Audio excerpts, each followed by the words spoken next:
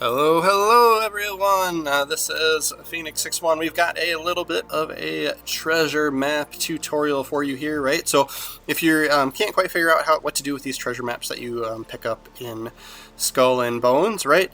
We're going to show you, right? So they are kind of a thing that you can just kind of pick up randomly, but you also, there are some like missions associated with them too, right? So if you go into your cargo, and if you've picked one up, you'll have them in here in your cargo, right, on your ship, right? So you can select them from here and then hit read treasure map, right? And so the main picture in the middle is kind of the location like within the world, where the treasure is, and then the image usually off to the side is kind of the it's an item that the treasure is buried by, right? So once you find the right location, then you got to look for that item, and then the treasure will be right there, right? So, and then you can also track specific maps. So this works similar to missions. If you're tracking a mission or material or whatever, then it shows up on the right side, and you can use right trigger to kind of bring that panel in and out, right?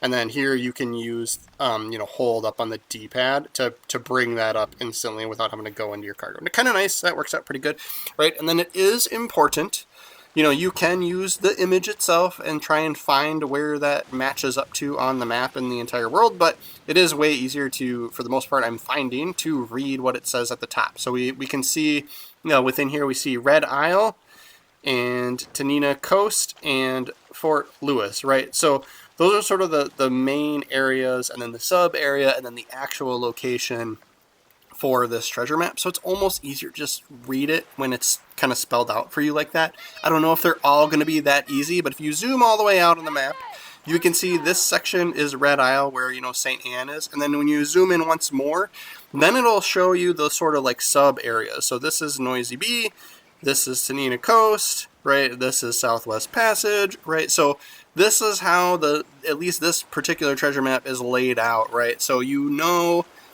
can just hover over the map and find the right section, right? And then just go there, right? So Tanina Coast is what we want.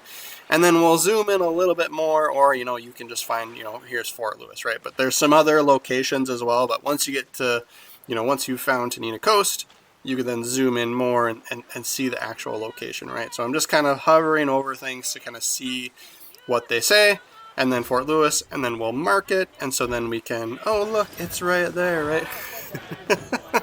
We were pretty close. We were pretty close to where we needed to be. I may have done some planning before recording this video.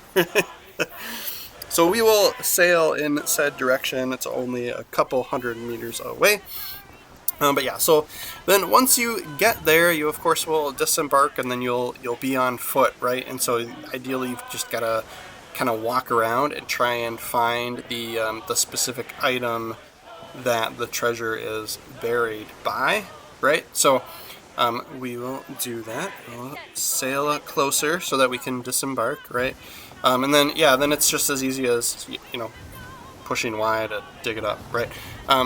What's kind of nice is, if you do spend some time wandering around if you don't have a specific guide for each treasure map, right? Like, so you have to find the item. The other thing that's nice too is you can see the message at the top. It says treasure is in this outpost. So that's how you know you're in the right place, right? So, and the other thing too, you could have multiple treasure maps that you have on you, right? And if you just are, you're not interested in going to find those specifically, you may like land at a place and then it'll give you that message. You'll be like, oh, one of my treasure maps is for this place, right? And then go to it, right? So, but ideally you just wander around and look for the, on this one it's an anchor.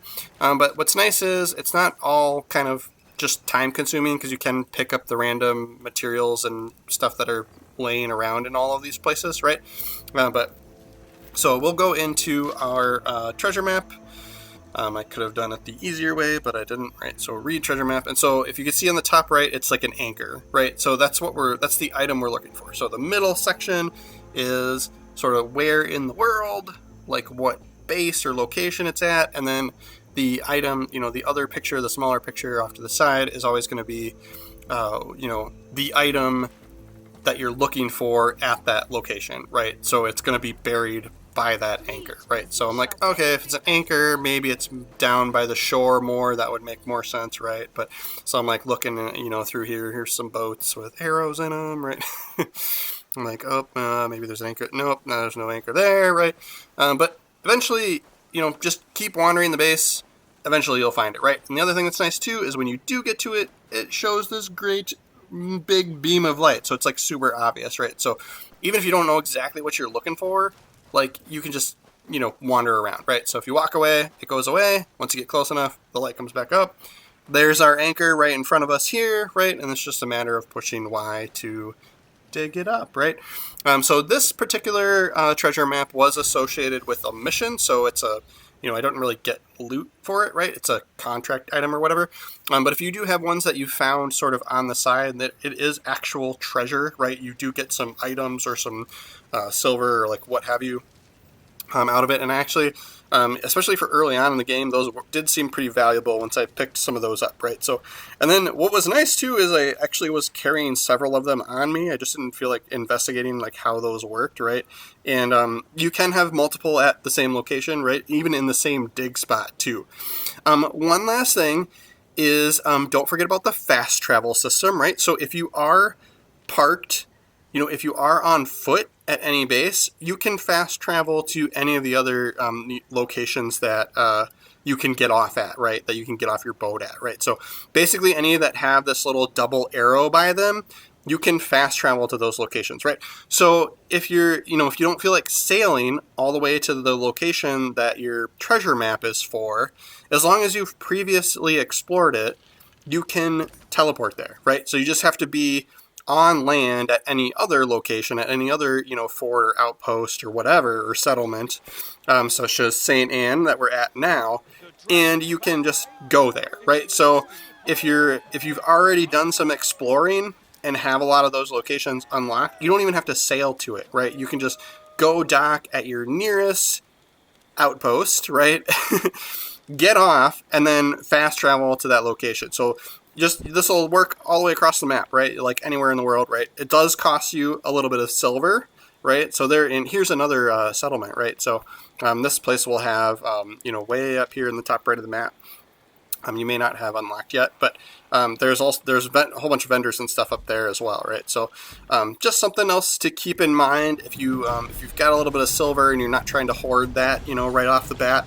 That is a super quick way to get around, and so treasure maps are, the perfect thing for doing that, right? So if you've got that location already explored, then absolutely just dock at your nearest location, spend a little bit of silver, and then boom, you're there, find your treasure, right? You probably get that silver back, right? But anyway, thank you guys so much for watching all the way through my video. I hope this was helpful for you. Do please subscribe to the channel. I plan on doing more Skull and Bones videos coming up here, so stay tuned and we'll see you next time.